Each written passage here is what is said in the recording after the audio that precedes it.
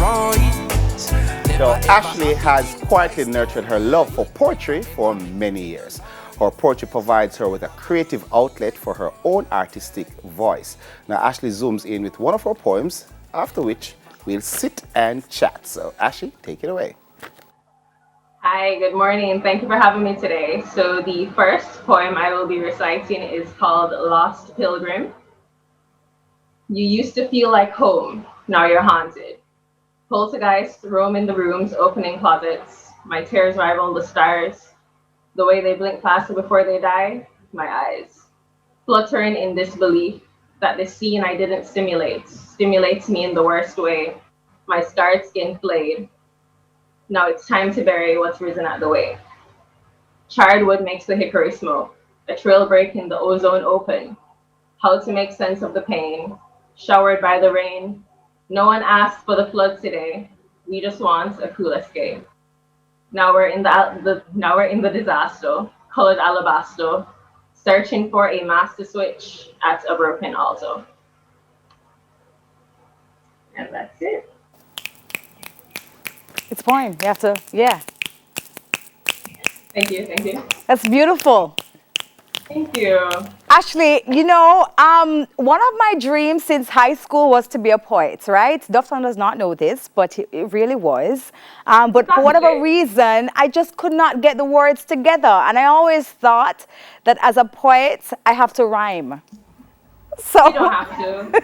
You really don't have to. I hardly rhyme, to be honest. My rhyming comes when I least expect it. I usually use free verse. I'm still like caught up in the poem that you just Thank recited.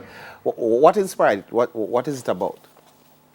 Essentially, it's a broken relationship. It can be any kind of relationship, but intimate relationships are typically the choice for inspiration. So that was the choice for inspiration for this particular poem. Okay. But it can be applied to any interpersonal relationship that just evolves. Oh, okay, yeah, that's what I thought. That's what I thought. I just wanted to be sure. But just tell us how you started as a poet. As a poet, honestly, my biggest inspiration was my uncle. He's also unpublished before he died, but his approach to words was very inspirational, and I can't really pinpoint an exact point in time when I started writing. It just became a part of my personality and how I navigated life. I love that. We think about different circumstances in our lives that would prompt us to write. Is that the same thing for poetry as well? Is it normally based in an experience that you'd have? Like, how do you develop your poems? Definitely. I take inspiration from a lot of things. The most mundane things, such as a bird walking on the ground, really funny, triggers something in my head, to watching a movie or listening to a song. A particular word might just click in my head and it just goes on a tangent. I'm always writing on my phone sometimes when I'm out, so that's me. Yeah, I'm writing on my phone a lot of times, but it's not poetry. You should publish. When I'm ready, I'll talk to you about that. You should, yes. But sure. you're a research analyst, you are a production assistant, you're so many things, but yet still you still find the time to write. How do you do that? I try to write a little bit every day. I think every writer, no matter what kind of writer you are, can tell you that it is very difficult to find the time to write every day. But that is the most important part of building the skill, honing the skill, making it your own, and just searching for your voice each day. So even if it's 5 minutes, even if it's an hour, I try to dedicate some time to writing something, even if it's just writing in my journal. Yeah. So who are your favorite living poets right now? There's some great poets who came before us. Some of them we learned about in school. Do you have any that are still living now?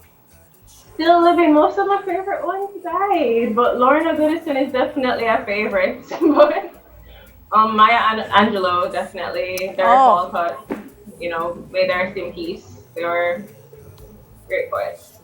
Yes. I know you're inspired by different things in order to do your poetry, but what if I wanted to express my feelings, my emotions, my views in a poem, but I don't know exactly how to do it. Could I come to you and say, hey, I'm feeling this and that. Could you then create a poem surrounding that? I could. I very much could. I'm actually working on an idea right now with a friend slash acquaintance to do just that. So Debbie right now is wearing a pants that is matching the table right here. You're gonna put me on the spot like this? Yes. No, I'm just, yeah. Debbie's, they're made from the same material. They're not made from the same material. They're just the same color. Right. So, Ashley, yes. Could you do something around the green, you know what I mean? It's on the scene. See, I think I don't think you rhyming. need any more help. I think you're on the right path right there. Yeah. And then with the color of her hair, it's so fair. We're not close. Dofton, I think you should just stick to being a comedian. But actually, do you have any other poems that make sense? Dofton right now. What does it make sense? Dofton right now, you know, like it does make sense. Dofton is I won't snap for you. I won't do this for you. Why not? I'm gonna reserve it for Ashley. I'll snap for you. Thank you so much. Thank you so You're much. welcome. She's having a moment of bad mind. That's okay. Okay. All right. I mean, you know, we'll all find our art someday. Ashley, give us another poem, my darling, as we close out. No problem. All right. So the second one I'm about to recite is Clarified. It was primarily influenced by, you know, Black History Month. So let me know if you got that. Sandwiched between a rock and a hard place, deep in the crevices where the sun never shines, berated for being lazy when inflicted with your vile design. Sight sets inward to avoid the distaste in your eyes as you try to make sense of our faces. False pretenses drop like flies. Revered and fared for the power we behold, it's only a matter of time until we wield it as we should.